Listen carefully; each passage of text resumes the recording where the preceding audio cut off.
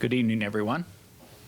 I'm Alan Ray, and as president of Elmhurst College, I have the privilege of welcoming you to this, our last in the year-long series of lectures addressing problems in education. Could there be a more significant subject for higher education to debate? Our lecture series has brought some of the country's best minds to our campus to offer their thoughts on questions like what makes our schools work, which reforms have paid off and which have not, how ready are our schools to educate children with special cognitive and affective needs? Why are boys more likely to struggle in school? What's the future of massive open online courses, and what do they mean for traditional on-ground colleges and universities and many, many other subjects? To begin our presentation this evening, Dr. Diane Chambers of our English department will introduce our speaker. Please welcome Professor Chambers.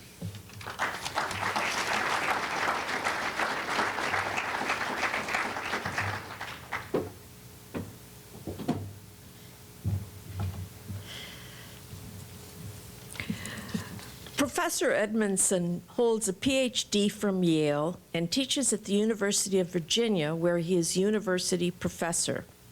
He is the author of a number of books, including Why Read and Literature Against Philosophy, Plato to Derrida. His audiences are diverse. Recent essays of his have come out or are forthcoming in the American Scholar, Harper's, the New York Times, and the Chronicle of Higher Education. And his interests are wide-ranging. His new book, Why Football Matters, will be published in the fall by Penguin. He is currently at work on a book about ideals. Before turning the microphone over to Professor Edmundson, I'm asking you to allow me to make a few more comments. In Why Teach in Defense of a Real Education, published in 2013, Professor Edmundson asks a number of very important questions about higher education. These questions are particularly relevant to liberal arts schools because they purposely commit to a mission that includes professional preparation for a future job, but also a mission that is supposed to influence and test students in significant ways. Ways having to do with beliefs for you students about yourself and society. Such questions are especially relevant to Elmhurst College at this very point in time. Schools around the country are struggling with questions like living in a media-saturated, consumer-driven, hooked-in culture. What expectations do our students bring to college and to their education? What is the return on investment in majoring in subjects such as philosophy, history, sociology, even English? What do schools owe students whose families and sons and daughters make tremendous sacrifices to pay for school? What are the costs and benefits of face-to-face learning in contrast to an online experience? What does it mean to be fully and genuinely engaged in learning? What do students have to do in order to get the very best education? Should our school be about the business of challenging, even perhaps changing the self? At Elmhurst, we call it the reformation of self, which I read as the reformation of self. Well, I could go on, but all of this is simply to say that our speaker this evening brings to us both challenging questions and important insights. So please join me in welcoming Professor Mark Edmundson.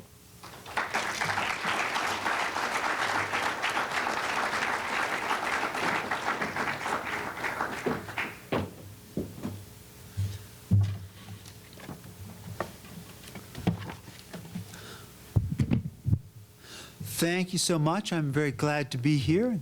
Thank you for your fine hospitality, which I have enjoyed.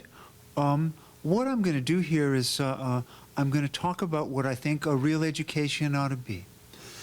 And what I'm going to say, since I always like to hear the previews before I see the movie, what I'm going to say is that I think a real education should take up the question of ideals. A real education should take up the question of ideals, okay? So in the time that's allotted to me, I'm going to talk to you about what I take to be the three major Western ideals: compassion, courage, and contemplation. There are contenders for the fourth spot, and we can talk about that in the Q&A afterwards if you like. But I'm going to talk to you about courage, compassion, and contemplation. And I'm going to talk to you, particularly the younger people in the group, about what it might mean to orient your lives around one of these ideals. What it might mean to orient your lives around one of these ideals. Okay? I'm going to talk to you, before it's too late, as though you are about to graduate. Right? And you're looking at the world from the vantage point of somebody who is just entering. But those of us who are a little past graduation age can always reflect on the fact that, well, there's really only one bumper sticker that works for me, and maybe it works for you too, and it reads like this: today is the first day of the rest of your life. Right? So let us see, and as I say, it's not a long talk, and it's a fairly straightforward one. And I look forward to questions, provocations, challenges, and agreement, if there is any, at the close. So here we go. Keep true to the dreams of your youth, the German poet Schiller said. Keeping true to the dreams of your youth is not always a prudent course, especially when those dreams involve pursuing high ideals. The pursuit of ideals is often not a lucrative proposition. Everyone knows that, or everyone should. Society now speaks with what can amount to one voice, and it tells you, the graduates and graduates-to-be, and the first day of the rest of your lifers, that the needs of the self must be served. Security, stability, prosperity. Pursue these goals at all costs. What do parents want when their sons and daughters are on the verge of graduation? Different things, of course. We're not all alike. But mostly I suspect what they want, in at least some part of themselves, is for their child to be squared away. They'd like to see you with a good job, a good life, a good husband, a good wife. They'd like to be able, I have children and I sympathize, to stop worrying. But really, they'll never stop worrying. For them to stop worrying, you'll have to live for the preservation of self. You'll have to bind your life up as securely as possible. You'll need to do all you can to live as long as you can and as prosperously as you can. And finally, this may not be the worst idea in the world. But I would urge you all, graduates to be, long ago graduates, to take this moment and consider matters one more time before plunging in. Think of yourself as standing on a promontory and looking down at what life offers. For a moment, think of that offering, think of life's bounty, as involving commitment to security in the self on the one hand, and think of it on the other as a commitment to ideals. This would be a good time to start imagining some choices. Now, what exactly do I mean by ideals? I can answer this question better with examples than with abstractions. The examples will come from literature and philosophy and religion, areas I know best, or I take myself to know best. These are moments, 3 of them altogether, that fascinate and move me, and that in my time teaching have never failed to move my students. Some have felt admiration and awe when they've encountered these moments, but others, I'm not going to lie to you, have felt repulsed, pushed away. In any event, they are not moments that generally provoke indifference. One of these moments comes in Homer's Iliad. It's a scene that involves the Trojan hero Hector, his wife Andromache, and their baby Astyanax. Hector has come striding in from battle, cased in bronzed armor that's filthy and covered with gore. He's wearing his helmet with its great horsehair plume. Andromache runs up to greet him, but his son, who's being held in the arms of a nurse, explodes in terror. Who is this giant? Who is this monster? Who is this terrifying form? Hector hears his boy's cries, and immediately he understands the cause. He lifts the great bronze helmet from off his head. Immediately, The boy stops crying and jumps into his dear father's arms. Now, as you know, Hector is a great warrior. The Trojans have no better or stronger one. But as we see in this scene, he is also a kind father and a loving husband. He and Andromache talk together as the scene unfolds, and it is by far the most intimate and loving conversation that we hear in the entire poem. Hector, we find out, believes that he will die in the war with the Greeks, which he will. But he knows still that it is his duty to defend his city. He'll do it with a high heart and as much intelligence as he can muster. Hector knows something else as well. He knows that he is not a natural warrior. I have learned, he says, I have learned to stand in the front ranks and not to falter when the enemy comes forward. Hector has had to learn to be a fighter. His depiction in the poem bears this out. We sense that as great a warrior as he is, he would have been better still as the city's prime minister, and then in time, after the passing of his father Priam, as its king. He can be calm and restrained. Helen, the supposed cause of the war, says that he is the only man in Troy who treats her with courtesy, and he does. Yet Hector sees that he has been born into a time of war, so a warrior is what he becomes. He risks his life and eventually loses it in the struggle to defend others who are weaker than he is. That the struggle is a losing one, the Greeks of course take Troy, does not make Hector's efforts any less noble. Hector is what we would now call a citizen soldier. His first calling, it seems, is to the life of peace. But when war comes, he steps forward, though he has to acquire the warrior craft, unlike his great antagonist Achilles, who is clearly born to be a fighter. Hector is the archetype for all of those men and women who, though they would rather live the life of peace, step up when they see that their country is threatened. They're ready to sacrifice their lives to defend themselves and to defend others. The troops who went off from America to fight World War II were often citizen soldiers. When asked, they usually did not say that they were out to rid the world of fascism or to conquer evil. They were inclined to say that they wanted to do their jobs and to come home. But beneath their extreme modesty, there was often a gallantry not unlike Hector's. They were ready to die for their country and for their friends. Thousands of years of history and literature tell us that this willingness to defend a noble cause is one of the highest callings that a human being can answer. It is an ideal. The ideal becomes difficult to pursue, granted, when it is not clear to what degree the purported enemy actually threatens one's country. Hector's ideal becomes questionable when it is not certain that the conflict at hand is just. But as one enters adult life, it pays to consider the ideal of bravery, to show it serious respect, and if necessary, to be open to engaging it. People who commit themselves to the life of military honor can, and sometimes do, I suspect, live with a fullness and intensity that those who serve themselves and only themselves cannot readily imagine. The ideal of honor is not only alive in the military. Firefighters and policemen and women are called upon to be ready to give their lives for others, and often they do. At the end of a successful life in business, a man or woman may have made millions of dollars and have invested it well.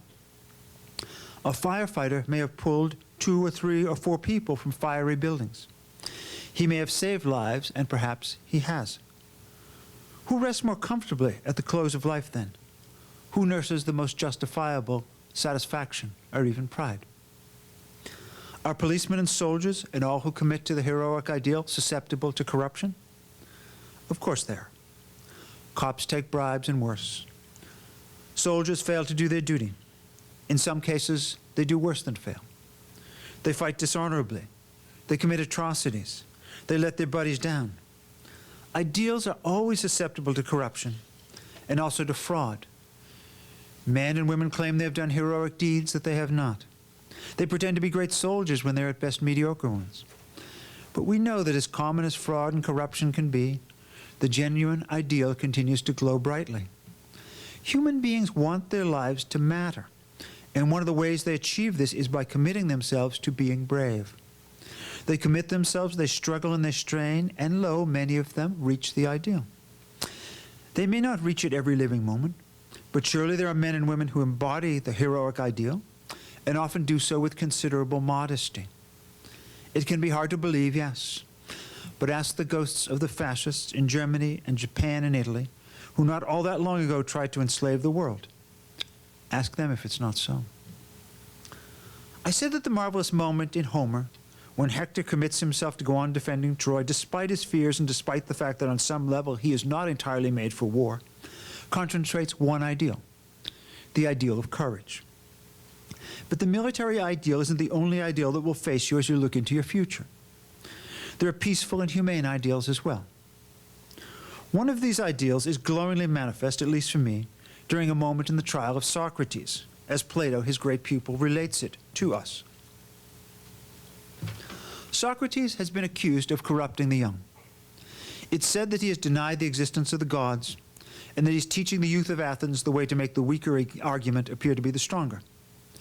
He's up on trial in the Athenian law court, and if he's found guilty, he will die. Socrates is innocent of the crimes charged against him. He doesn't dishonor the gods. In fact, he has very little to say about them. And he's not in the business of teaching people how to make the weaker argument appear the stronger. This tends to be the business of his antagonists, the sophists, who teach in exchange for money, something that Socrates has never done. But Socrates has been annoying. In fact, he has outraged many of his fellow Athenians. Years before the trial, someone had asked the Delphic oracle a question. Who is the wisest person in Athens? The oracle must have been in a particularly obliging mood that day, since the oracle answered not with a riddle as it usually did, but with an outright statement. Socrates. There is no one in Athens who is wiser than Socrates. Socrates, not being entirely unironic, I suspect, said that this pronouncement of the oracle was a big shock to him. For as far as he knew nothing at all. His ignorance didn't exist from lack of effort, he says. He was a lover of wisdom, and he was constantly on the lookout to come to a better understanding about life and to answer its crucial questions. But so far, despite all the effort, he felt that he had gotten just about nowhere. So why had the oracle singled him out for wisdom? Socrates, of course, being Socrates, had to know. So he went around questioning the citizens of Athens one by one. He asked them what they thought the good life was. He asked them what true knowledge might be. He asked them to define piety and justice. His fellow citizens thought they knew the answers to these questions. But when Socrates pushed them and posed objections, their convictions began to look rather silly. Their thoughts were self-contradictory. Their arguments were full of holes. You can imagine how popular this made Socrates. Even worse was the fact that a group of young men, which included the great philosopher to be Plato, followed Socrates around listening to his interrogations. They found them humorous. They laughed, sometimes guardedly, sometimes not so guardedly, at what the purportedly wise men among the Athenians actually amounted to under Socratic questioning. The questioning and probing and bothering that he did day to day was surely the basis of the resentment against him that gathered and forced the Athenians to put him on trial. The sniggering of Plato and his buddies could not have helped Socrates much either. At his trial, Socrates said he thought of Athens as a thoroughbred horse, strong and beautiful. The horse had magnificent potential, and in fact had already done remarkable deeds. But it had a propensity toward laziness and self-satisfaction. Socrates saw himself as a tiny, buzzing creature, a gadfly, inconsequential in himself, but necessary to keep the beautiful horse from dozing into fat complacency. It was Socrates' vocation to deploy his stinger around Athens. The gods, he believed, wanted it this way. Socrates said that asking questions and helping people to love wisdom and virtue, that is, they could figure out what wisdom and virtue were in the first place, was his vocation in life. He'd been born to do this. And then, from out of nowhere, he says something rather outrageous. He says that he can no more leave off his questioning, his buzzing and stinging, than Thetis' son could leave off his vocation, which was also bequeathed to him by the gods. Thetis' son, of course, is the great Achilles, the archenemy of Hector and the most formidable warrior who has ever lived. Achilles is the soldier's pole, to use a phrase of Shakespeare's attributed by him to Cleopatra, the standard by which all other warriors must inevitably be measured. Alexander the Great lived to emulate Achilles. Achilles was never far from the mind of Julius Caesar. But Socrates? Socrates like Achilles? How outrageous! Socrates was homely and poor. He had no noble lineage. His mother was nothing like Thetis, a sea goddess. Socrates' mother was Phanerete, a midwife. His father was a stonecutter. Achilles' father was Peleus, a man formidable with his spear, a king.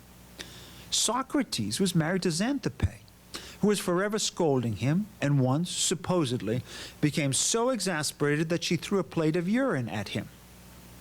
But Socrates says it directly. He is like Achilles in that he has a duty to himself and to the gods. And Socrates suggests his way of life is no less important than the way of the hero. The quest for wisdom matters, and it matters as much to the world as the quest of the hero. Then Socrates takes a step toward proving it. And this is the moment I want to emphasize in particular. You might tell me, he says to the court, that if I'd stop my questioning and stinging and wondering aloud and buzzing, you'll let me go home and live my life in peace. You might imagine that I'd relish the chance to go on living under such terms. But I wouldn't. As soon as you let me loose, I'd be back doing what I do, looking for wisdom. That's my destiny, just as fighting the enemy was the destiny of Achilles. So Socrates continues, if you want me to stop questioning, you're going to have to kill me. Which is what the citizens of Athens vote to do. They decide that Socrates will have to die for the crime of thinking for himself and trying to understand who he is and what men and women are and how they should live in the world. Socrates comes to no conclusions about these matters. But his great pupil Plato, who liked to follow Socrates around and watch him work on the Athenian bigwigs, did come to some conclusions. He kept asking himself the kinds of questions that his great teacher had asked, and he finally became satisfied that he could answer them. In doing so, I'm sure he had Socrates in the back of his mind. He was not going to let what the Athenians had done to Socrates put an end to philosophy. He was going to carry the game through. Everyone after Socrates and Plato who seeks knowledge is an heir of theirs and owes them gratitude. Whenever a young person pursues truth with the aim of helping not only herself but other men and women, Socrates and Plato are there, somewhere in the ether, rooting the quester on. Every humanist who tries to tell the truth about the world she sees before her and how it might be a better place is an heir of Plato and of Socrates. But every scientist who works to end disease or develop our powers to feed ourselves or drink decent water is too. Those who pursue learning so as to make the world better are heroes. They are as noble as the son of Thetis. Socrates suggested as much, and he was, I believe, quite right. Are the pursuers of knowledge often self-seekers and frauds? Of course they are. And if we are honest, we see that sometimes their motives are split between the desire to help humanity and the hunger for fame, the last infirmity of noble mind, as Milton calls it. But I believe, perhaps wrongly, that no thinker has ever done work of major merit without being motivated on some level, perhaps sometimes too deep for ready perception, by love of humanity. Of course, it is tempting to put on the cloak of wisdom and pretend to be an all-knowing figure, even when one is far from it. The temptation is augmented by the fact that other people often seem to pine for figures of authority. They seek out leaders and wise men to absolve them of the burden of thinking for themselves. Humans can readily fall in love with what one psychoanalyst, Jacques Lacan, liked to call le sujet supposé à savoir, the subject who is supposed to know. But that does not mean that the world doesn't contain legitimate and unselfish strivers after knowledge.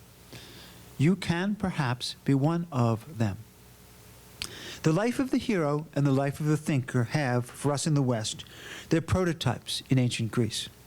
But the third of the great ideals makes itself manifest 400 years after the death of Socrates, and not in Rome, the then center of the world, but in Jerusalem. The ideal of compassion was not unknown to the world before the time of Jesus Christ of Nazareth. The Buddha lived 500 years before Jesus, and the Hindu wisdom that he drew from went back further in time. But the Buddha and the Hindu sages taught versions of, both the Buddha and the Hindu sages taught versions of the gospel of compassion. But in the West, we owe the ideal of loving kindness to the thought and teachings of Jesus. Jesus is a great teacher, not entirely unlike Socrates, not entirely unlike Plato. What he taught was a way of life guided, as he says, by two simple edicts. Love the Lord God with your whole heart and soul and mind. That is the first. That is a radical compression of the wisdom of the Hebrew Bible, a book that had been abroad in the world for a very long time when Jesus was born. But the next edict is something new. Love your neighbor as yourself. Overcome your selfishness, Jesus says. Overcome your tribalism. He tells the story of the man beaten and robbed and left for dead in a ditch. Others pass him by and do not help him. But there comes along the road a Samaritan, a man who is not of the wounded man's tribe. They are strangers. The Samaritan owes the man in the ditch nothing, but he takes him up and binds his wounds, and he puts him on his donkey on the back of his own animal. The Samaritan helps the wounded man to the inn, where he installs him in a comfortable room. He leaves money for his care and his lodging and promises to return to see the ailing man. Jesus tells the story to a lawyer who has asked him a simple question. What do you mean, teacher? What do you mean, Rabbi, when you say love your neighbor as yourself? After Jesus tells that story, he turns to the lawyer and asks him, which man was the true neighbor to the poor man in the ditch? The young man or woman who devotes life to compassion is trying to be a neighbor to the world. She feeds the hungry and takes care of the sick and comforts the lonely and the lost in their affliction. He tends to the ones who have diseases. He ministers to those who have been overwhelmed by mental disorders. He calls every woman a sister, and every man a brother. His compassion is a great gift to the world, but it is also a salvation to himself. The compassionate individual does not live in the world in the same way that most people do. She is beyond caring about rank and competition and about hierarchy. Everyone is her equal. Everyone is potentially her friend. When she walks down the street and looks at a passing stranger, she does not say subliminally, there is another. She says rather, there is me.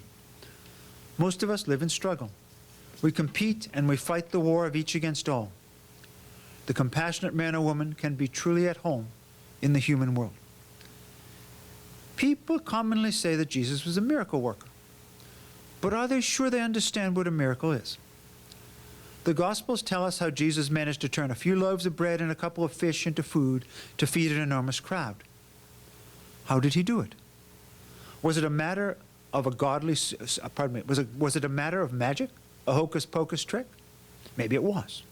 But it's also possible that what Jesus did was much simpler and much more complex. Maybe what Jesus and his disciples did when they saw that that great crowd getting hungrier and hungrier, was to share the little food they had with them. What was in the disciples' pockets and packs? A few loaves of bread, a fish or two, and that was all. But maybe when the crowd saw that Jesus and his friends were willing to share everything, they reached into their own pockets too. Maybe the crowd became inspired by Jesus' compassion and possessed by it. Maybe they went from being a collection of individual beings into one large and generous being. What had been a crowd became a community. When they looked at people in the group who had up to now been strangers, they said simply to themselves, there is me. They said it, and then they shared their food. Isn't that a miracle? Is it not a miracle to help people move from self-centered being to compassionate life? Surely it would be a miracle to turn a small supply of food into a great one through magic. But would it not be a comparable miracle, or maybe even a greater one, to help make women and men better than they were only a moment ago? People who commit themselves to compassion do not produce such miracles every day. They may never produce them at all. But they do help themselves and others to shuck off the burdens of self and feel a larger sense of being. Of the three great ideals, the ideal of compassion is the most available. The warrior needs physical prowess. The thinker needs a good mind. The more than that, needs to be honest. A compassionate person needs an open heart. And all of us, perhaps, can open our hearts. Friedrich Nietzsche, one of my favorite philosophers, all but said that compassionate people were losers. He said that they couldn't compete among the strong, noble people, the warriors. So the so-called compassionate ones set up a new scale of values to apply to life. They declared that it was better to be mild and vulnerable than to be powerful. Better even to be sick than to be hale and vigorous. They used this new scale of values to promote their own status and to denigrate the truly noble ones, the warriors. Believe Nietzsche if you like, but before you do, consider immersing yourself in the day-to-day lives of hospice workers and nurses and advocates for the poor. and ask the people who hurt the most in our society what they would do without the few who, out of goodness of heart, have chosen to become their friends. I've talked to you about three great ideals: courage and compassion and the pursuit of truth, contemplation. And I've talked with you about them in a certain way, in a certain tone of voice, I suppose. What I've wanted to convey about these examples of commitment to the ideal is that they are very real and very immediate. They have glowed for people for a long time. They continue to glow now. In this approach, I hope, with all due humility, to follow here Kierkegaard, who says that it is against my nature to do what people so often do, talk inhumanly about the great as though some thousands of years were a huge distance. I prefer to talk about it humanly, as though it happened yesterday, and let only the greatness itself be the distance that either exalts or condemns. The greatness either exalts or condemns. Kierkegaard says this. By it, I think he means that we need to look directly into the example of the best lives that people have led and measure our own by them. We need to do this without flinching and as honestly as we can. But I want to commend these three kinds of lives to you not because they are good or great or worthy of praise, or not only for those reasons. I want to put them before you as you move out into the world or out into tomorrow, because lives devoted to the ideal have filled people with purposeful joy. Ideals give people focus and a sense of unity. We like to joke about how no one understands what we call the meaning of life. We think it's something that no one can possibly know or comprehend. But ask Socrates what the meaning of life is, and though he will not answer you directly, the way he lived will give you a pretty good idea what he thought. Ask Jesus, ask the saints. You might even ask the men and women who have followed the path of Hector. There are still some of them among us, though they are not always eager to talk, not liking to brag. But many of those who follow ideal paths have left the world in an untimely way. Real warriors and real saints, and occasionally real thinkers too, don't always have a long life expectancy. They're mown down, or persecuted, or cut off from ready sustenance, or ignored until they are near to perishing of loneliness and isolation. The ideals are dangerous. The ideals lead potentially to delusion. But if you will, think of the times when you have felt most alive. Was it not when you were being brave or being kind, or when you were thinking hard and well about something that mattered? Most of us will not become followers of the Buddha or of Socrates. We'll need more protection for ourselves. These people went around virtually undefended, always saying what they thought, always doing what seemed to them right. Many of us will need more defense. We will need to give more of our energies to cultivating what I like to call self. Self is all about self-preservation. It is all about desire. It is all about our biological imperative to survive and be fruitful and to multiply. There are few of us who can do what Jesus did and ignore self completely. We'd be too open, too naked to the blast. The problem, naturally, is that self can take over everything. We say that we'll work for the corporate firm for a few years, pay down our school debts, and then launch into our mission for the poor. But we come to need the suit and the briefcase, and the luxury lunch tastes too good to give up today. Also, our culture is there ready to tell us at all times that being a successful businessman is as good as being a hero. It will tell you, too, that contributing to the church and obeying all the thou shalt nots can make us holy. We'll be told that's as good as living for the poor. And we have been informed from all sides that learning what we need to know so as to succeed and to butter our roles and then to rebutter them is really acquiring wisdom. We'll be told that strategizing with a friend about how to succeed is thinking, as it took place when Plato and Socrates talked. It's true that there are people out in the world who spend beyond their spiritual means. They devote themselves, say, to compassion, to feeding the needy or assisting the poor. And for a while, all goes brilliantly. They give and they glow internally as givers of the gift. But in time, they fall apart. They burn out and collapse and need to find another line of work. What happened? Often I think that they've made a miscalculation. They've overestimated the amount of compassion they have to give. They have underestimated the level of self-supporting comfort and security they require. They have believed that they're potential saints when really they are potentially kindly, helpful, decent people. And when such people fall apart, they often become what's called disillusioned. They rejoin life as bitterly cynical haters of all ideals. To be an idealist, you perhaps got to know who you are. Most of us now seem to feel that making a great deal of money is the very best thing in life. When they are surveyed, the majority of graduating college students say that they would love to be rich. But where do riches come from? I think that we pay the highest salaries in our society to a certain sort of person. This is a person who is very, very bright, very energetic, extremely focused and motivated. But it is also a person who is willing to live without the satisfactions of ideals. She is someone who will never be able to come back from a day's labor and say, I was brave, I was compassionate, I sought the truth. Is it possible, I wonder, that we pay such people as highly as we do, not only because of their abilities, which are often truly marvelous, but for another reason as well? Is it possible that we pay them so much to compensate them for sacrificing what is most vital and satisfying in life and devoting themselves instead to investment or litigation or some other form of profit? I would say something here that some of you may find outrageous or absurd. I think that it is possible that virtually all jobs that command tremendously high wages, that put you in the 1%, as it were, annul the aspirations of the soul, and in so doing put people at considerable pain. The money they make is the compensation for that pain. But I wonder how often it is worth it. Our culture now is adept at synthesizing ideals. It gives us martial video games to play so we can imagine we're brave. It floods us with information and faces us with no end of news and commentary by people called pundits, so we may believe that we are wise.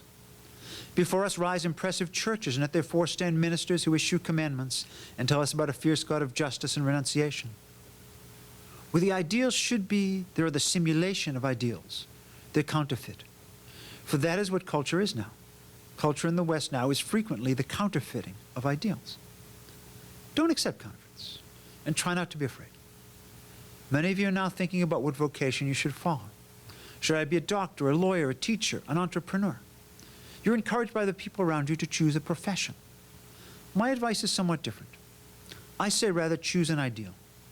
Choose compassion, a courage, a thought, or have the wherewithal to say that you are not attuned to ideals or do not believe in them. If you see that compassion is your ideal, then choose a job that will let you be compassionate. Don't choose a job and see if it might then be hospitable to virtue. Choose a virtue, then find a job. And you don't have to be pretentious about it. What do you want to do after you graduate? I want to help people. That's compassion. What do you want to do after you graduate? I want to protect people. That's courage. What will you do? I want to continue my education. That's thought. You don't have to tell people you want to save the world. You don't need to say that at all. Accept no counterfeits. And don't accept the world of the self, at least not without a long and careful look at the great ideals. Every generation has the right to its own plebiscite about the self and the soul, about ideals and the real. Your elders, my generation, who have retreated from ideals and created a world of self, should not get to make your decision for you. Maybe ideals are too dangerous. Maybe they are conducive to fraud. Perhaps all the debunkers and deconstructionists and pragmatists and the high priest of worldliness have it right, and that life at bottom is mass deception and the war of each against all. But then again, maybe life is not. Thank you.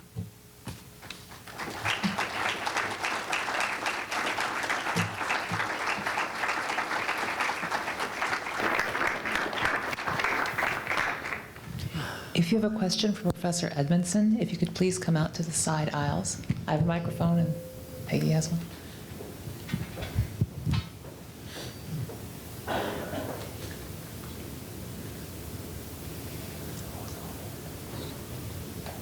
Now, don't indulge your Midwestern reticence too far. I came all this way to learn some stuff.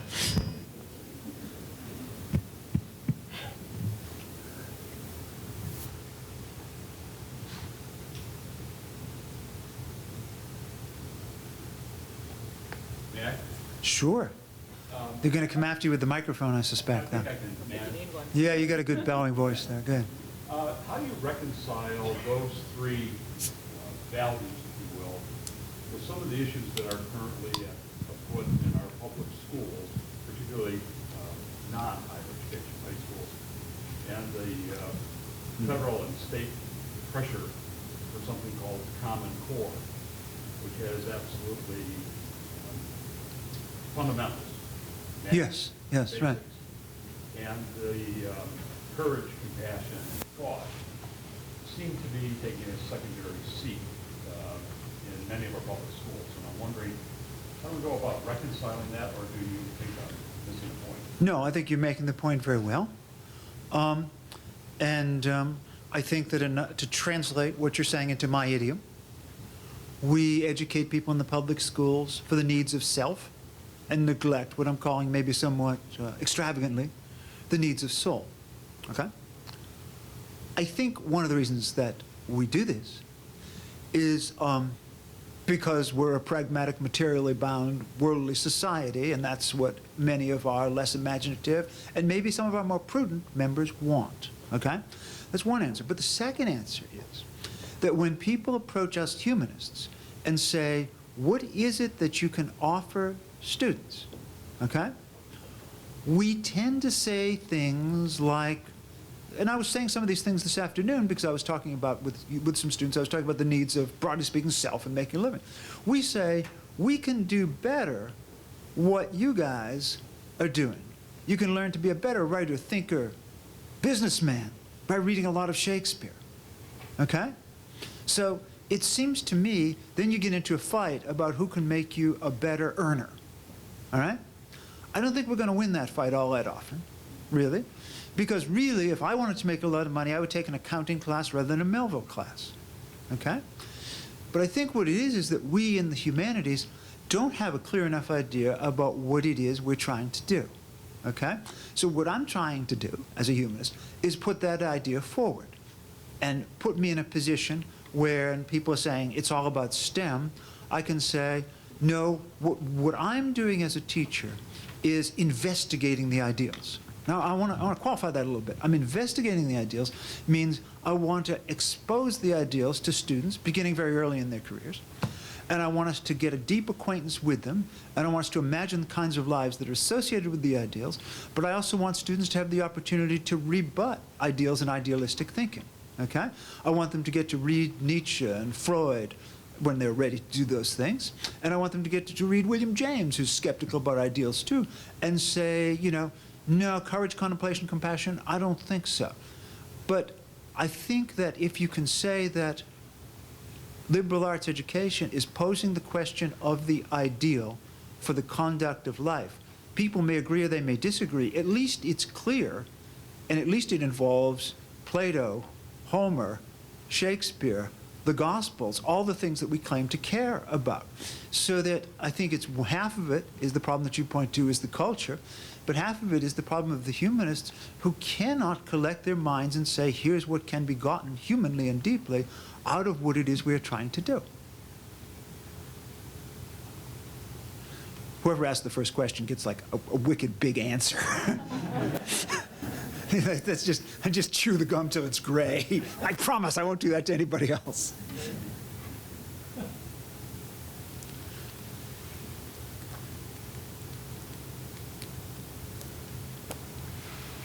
I would simply add, you should take those statements to the Illinois State Legislature or the United States Congress, if any of them understand anything you just said. Well, I think that many of them would understand bravery. Many of them have been in the service. And when I said the names Hector and Achilles, they'd want some background. But I don't think anybody looks with contempt, anybody in public office. There are many pacifists in the world, and I respect their opinion. I talk to them about it. But I don't think anybody on the floor of Congress is likely to say, military ideal, junk, right? Compassionate ideal, they all go to church, right? They better go to church because they're out of office, right? And somewhere in there, they may have heard Jesus say a couple of things about compassion. And the way that he has of saying them, you don't forget it all that easily. So, you know, I think that if I go up to the Illinois State Legislature and stand outside and begin conducting the Symphony of Self, you know, they're going to dismiss me pretty quickly. But I do think that this is a cogent enough position, that it involves us in all of our humanistic values, and it brings forward the great texts in a way that is constructive and clear in its application, rather than, you know, kind of voyeuristic and, I've read Plato, have you? No, ho-ho. You know, so works for me. Someone else had a hand up and then retreated wisely. Yes? I don't know if I heard this correctly or not in the introduction tonight, but it was described as the title and how that relates to the other books you've written. You mean football? Yes. Yes. My latest book is called Why Football Matters, My Education in the Game. And I'm interested in education, okay? So I'm interested in how these ideals can educate the mind and the heart, okay? I'm interested in other forms of education too. I'm interested in football as a form of education. It was the most formative education that I had up until the 11th grade, right? And then even in the 12th grade, it was still very intense for me. And I'm clearly not alone. It's pervasive in America, okay? Football, I think, is interesting because it seeks, in some measure, to educate the mind, right? You got to remember the plays. But more than that, it seeks to educate what you might, broadly speaking, call the spirit, right? Plato and Homer both talk about spiritedness, guts, gumption, courage, right? And so as a teacher, I want to think about this form of educating the spirit, okay? So I want to think about how football installs or helps to install virtues like character and courage, okay? Very interested in those things. But at the same time, I see some of the downside of the way football installs character and the way it installs courage, right? It seems to me that it's our major form of cultural participation at this point. I think more people watch football than do most anything else that could be called a cultural event. And I think we need one way to understand it, and I think it should be understood from a lot of perspectives, is as a form of education. And I am, as I dare say, ambivalent about it. You know, I mean, the tension between learning courage through football and becoming brutal through football, something that I've learned firsthand, is very real. And coaches always tell you that they're teachers, and some of them are. I had some good coaches, but I've seen some of them who don't really know how to talk to young men about the dangers of developing some of what are fundamentally good qualities, And so I want to participate in that discussion, even though most of my colleagues kind of say what you do, though, in a different tone of voice. What are you doing writing about football? You're a teacher of romantic poetry, But I'm interested in education through romantic poetry. I'm interested in education through football. Are you interested in that subject at all? Everybody loves football. Ah, but I'm going to make them ambivalent about football. My editor said, what's the title of your book? And I said, here's the title I want, right? Here's the title I want. Now listen. And then my editor, he's like a New York guy, right? He's really smart, he's really alert, he's wonderful. But he also knows, publishing is a business. I said, here's my title. Football is a pharmacon. What'd you say? Football is a pharmacon. A pharmacon is something that Plato talks about that is both a poison and a remedy, right? And if you drink it the right way, it poisons you. If the wrong way, it poisons you. You drink it the right way, it makes you strong and wonderful. And he said, I'm just thinking, that may not work. But I swear, if I get to give any lectures on football, they're all going to be called Football as a Pharmacon. Got to. So football's a pharmacon. Yeah. Yeah. I'm curious if you see our work as educators as pursuing an ideal of knowledge or pursuing an ideal of compassion. I think it varies in where you find yourself, I think that, if you're teaching very poor students in a very difficult situation, compassion has to come to the fore, right? I think that if you have the freedom and the inclination, and you're in a position where you can genuinely seek out what you realize to be or what you hope to be the truth, I think that, and if you have the vocation for it, that seems a good thing, right? I didn't talk much about what it means to combine these virtues because I haven't gotten that far with it yet. I just like to lay them out and figure out what they are in themselves. But I think a combination of those two things, and there's knowledge acquisition and knowledge acquisition. There's learning what others have already discovered, which is what I'm really doing here. I'm not doing anything new except for rearranging, various other very great thinkers, and in a pattern that might make them more valuable to people, right? And I think that's one of the things that a teacher does. Is that thought, or is that the reproduction of other people's thought? It's a tough question, and then kind of who cares?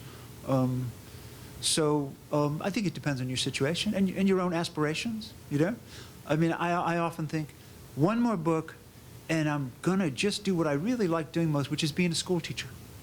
Hanging around my office all the time, teaching extra classes, writing comments on people's papers that are longer than the papers. I'm just gonna stop writing stuff. I'm gonna stop writing stuff. And then I think, yeah, but it'd be fun to write a book about writing, wouldn't it? And then I say, well, I'll just write a paragraph. And then there's 2 paragraphs, you know? And then the old muse, you know, the best thing I ever heard about how to write a book, here's the secret. You write one word, then you write another. Right? You don't stop. And then, you know, I close my office door because I can get the darn thing typed up. But so I would kind of like to go in that direction. But I keep thinking, well, you know, I'll have 10 years to do that. But I don't know if, you know, I can't see the hourglass from where I'm sitting, so I don't know. Thanks. It's a nice question. Yes, please. Would you be willing to discuss the 4th ideal that you alluded to? Oh, sure. Sure. Suddenly the sound began to come from kind of, you know, Alfred Hitchcock sort of thing. The 4th ideal is imaginative creation, right? And it's embodied by to me, by the Romantic poets, and my archetypal figure is William Blake. Blake, to me, is interested in creating a philosophy for one. William Blake. Okay? William Wordsworth is interested in creating a philosophy for one. You can use it, you can borrow it. But basically, Blake's line is, I must create a system or be enslaved by another person's, by another man's. Okay? That to me is problematic because I don't know how much it does for other people. You know? I really don't. It might enlarge the region of the possible for you and for me. I also have serious doubts that there are that many people out there in the world who can come up with a whole system of belief, feeling, and thought for themselves, the way Wordsworth and Blake did. You know, they just completely, I mean, especially Blake, you know, Blake is so, is anybody a Blakean out there? There aren't many of us left. But, you know, there was a while where my idea of a really great time was reading Milton or Jerusalem or the Four Zoas or something like that. And Blake's mythology, which includes all kinds of figures that he's made up or figures from the Bible that he's changed completely, is, I would say, it's not quite as complicated as Christianity, but it's in competition with it. For one person, right? Edith Arman, Los, Golganuza, Balahula, all these wild names. So I don't know if I can call that an ideal because of its extreme privacy and because I'm not sure that it makes sense to say to my students or say to myself, you know, let's all create a system or be enslaved by another man's. I mean, I stand there in awe, but sometimes I just want to take a rest. You know, the hubris of it, but the nobility of it. So I got a mixed sense of it, and I think there's more clarity in the ideal, say, of compassion. And you can't say, I'm not smart enough to be compassionate, you know? I can sometimes say, I'm too detached in certain ways to be as compassionate as I would like to be. So that's my 4th one, and there's much more to be said about it. Also, it's a baby. It's only been around really for 200 years, right? These others, you know, 2,500 years, 3,000 years, 3,500 years. These are like, they have a little muscle on them. You know, they got, you know, the strength of middle age. But a romantic ideal, create your own system, you know, just that, you know, just got here. Just got here. Yes? There was an article in the Wall Street Journal last fall that said in the next decade, 30 to 35% of small liberal arts colleges won't exist anymore. I don't know about the validity of the claim they made. What do you see as the future of liberal education in the United States 25 to 30 years down the road? I think that it's going to hang on because a great number of the students have experienced it, just loved the experience. They may not be able to be all that articulate about what it brought to them, but they'll love it for their own particular reasons. And when their own children develop an affinity for the liberal arts, I think they'll say, why not? I was happy then, you know? I was happy, right? I mean, you know, people look back to college and they say, I was happy, or at least happier than I am now, right? And so I think in that regard, it will hang on, okay? But I also think that we humanists would be in a heck of a lot better position if we came up with a rationale for what we do that goes beyond, you know? And so that's what I'm trying to contribute to. And even if people say, well, you know, I don't want to do your ideals thing, it's a little dopey. okay, fine. Let's see your horse. But I could see building a liberal arts curriculum based upon these ideals and their testing and reflection upon them and the introduction of other ideals. What about justice? Where the heck was justice? It makes sense to me. It involves the best that's been known and thought, and it has a certain cogency because it has a bearing on what you're going to do with your life. So I think we would be stronger, but we would also be more embattled, because the Wall Street Journal, if we started telling people, if we started to offer people the option of the ideals, the Wall Street Journal wouldn't just be saying, you'll be gone in 35 years. It'll be, this is horrible. This is undermining business. This is undermining, all the things that we believe in. And I think that would be a great fight to be in.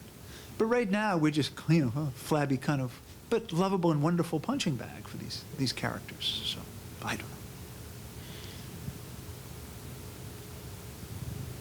Yes? Of strong character. My junior high school, I'm sure, had something similar. Yeah. I like your system, 3 very simple and, like you said, long-standing ideals. But can you say something about the danger of these things kind of becoming like a catchphrase or something that gets put on the wall and then forgotten? Oh, sure. I mean, I think that, just about if you look at every piece of bogosity out there in the world, right? Every, questionable politician is up there talking about courage and about compassion and about, knowledge at the very least, right? I mean, the capacity, and this is why I think many people in my generation have just had it with ideals. They just don't want to hear about it, because the room that there is in ideals for all kinds of deception, self-deception, deception of the masses, is absolutely endless. But there's been such a strong record of inspiration through the ideals that people your age should at least get to chew it over one more time,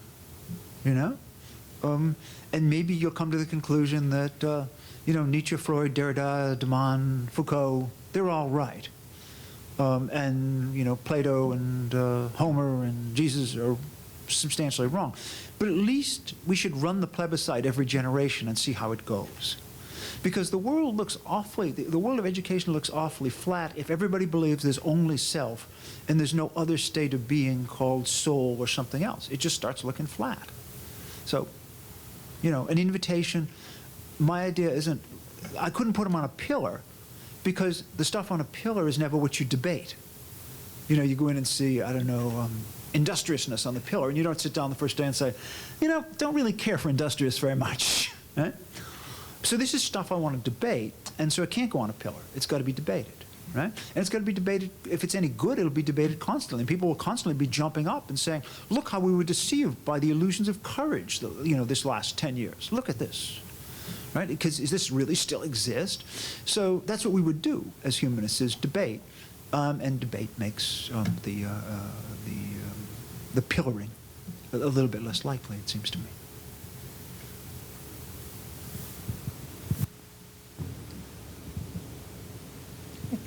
Yes. I wanted to ask you something about something the introductory speaker alluded to, online education. What's your opinion on that? Is that a slippery slope? Yeah. I get a lot of views about that, I think, and I'll try to bring forward the ones that might be most relevant. I mean, I'll put it really crudely, okay? When you're 18, 19, 20 years old, you have a lot of interests, right? And I dare say that one of your interests is probably, homosexuality, completely, allowed, condoned, what have you. Probably your most important business on the planet, at least according to Schopenhauer and Darwin, is finding a mate, right? So you're busy, right? You're busy. Somebody said to me once, what is college? It's a salad. Add boys, add girls, add alcohol. Toss. And somebody who was of an anthropological disposition, I really am going to answer the question. It's not just I want to tell dirty jokes. Of an anthropological disposition would look down and say, oh, yeah, I know what this is. They say it's all about like Shakespeare and Plato and the writing club and the reading club. But really what this is the parents bringing together the people of similar social class and similar intellect so that attraction can take place within the right terms. right? If these people stay, if my daughter stays home, she may find herself radically attracted to, you know, I don't know, the guy who fixes cars and forgets to wash the grease off. I'm sorry. So that there is a sense in which you know, the human race is getting its future figured out through the young people at a given school. So all I want to say is getting the attention of those people is really hard, right? But they have a lot of attention, they have a lot of energy, and Plato is not being completely facetious when he says that the basis of intellectual energy is erotic energy, but you've got to divert it or sublimate it or help it to ascend to someplace else. A human being probably is better at doing that than a film strip, right? A human being who can talk to you, show you affection, show you kindness, give you guidance, care about you, offer good judgments, is probably going to be able to draw your interest in a subject much better than something that is absolutely flat and blank. After all, we've had the capacity to do something like online education for a long time. The telephone, the US mail, and television, right? It ain't that far away. So the question, I think, then becomes, could people do it? Could our students, could particularly young people do it? I think the great boon, and I'm looking forward to this, of online education is going to be for us oldsters, right? I am looking forward to taking physics. I'm not going to know what the hell they're talking about, but I'm taking physics, chemistry, all kinds of subjects, you know, at the Shady Hill Rest and Retirement Home. I'm not going anywhere. The world doesn't have to be peopled by me, you know? I'll just be sitting there taking it in. So I think they've done a great boon to oldsters. But whether youngsters, with all that's on their agenda, can hang out and take classes from somebody who doesn't really exist or just exists as a figment, I think is dubious. The only chance that we would have of being usurped by online education, legitimately, is if we are professors with nothing to profess, I dare say, beyond understanding. That is, we become relevant as human beings to our students to the degree that we pose to them questions of what you might call an ethical or existential sort, like the ones I've been groping or trying or magnificently succeeding in asking you to pose. So that to the degree that we become human beings asking serious questions that have a bearing on actual life, to that degree we make MOOCs obsolete. MOOCs only have a chance if our own teaching touches on a level of sterility that makes us potentially expendable. That's quite a little slogan at the end. One more? Yes, please. So you've talked to us this evening about 3 core ideas. And you have alluded to another one. I'm wondering if you have any thoughts about the core idea of beauty as being a core idea.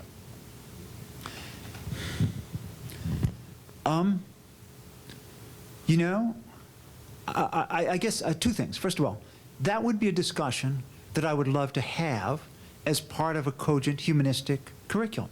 Okay? Is the pursuit of beauty a creditable way of spending one's life? Right? I mean, I guess our man there might be Oscar Wilde, who says, you know, I do no harm, right? I seek the beautiful, I seek the sublime, I seek the lovely, and that is the purpose of life, as much aesthetic pleasure as possible. I don't think it quite stands up to love your neighbor as yourself, but the discussion would be interesting. And then where does beauty go within the subject of, say, philosophy, right? I mean, Plato has ideas about beauty, but beauty is always going to be subordinated to truth in Plato. So it seems like that's, you know, I have my own ideas about it, but they're virtually irrelevant except insofar as I might be offering you a context by which to actually think about any kind of conviction to beauty, commitment to beauty you would have. Do we want to include that as an ideal? And not idea, but ideal. And so, you know, I would have a hard time standing up before my students and saying, here are the ideals. You can seek compassion, you can become brave and save lives, you can try to cure cancer, or you can go around looking at beautiful things.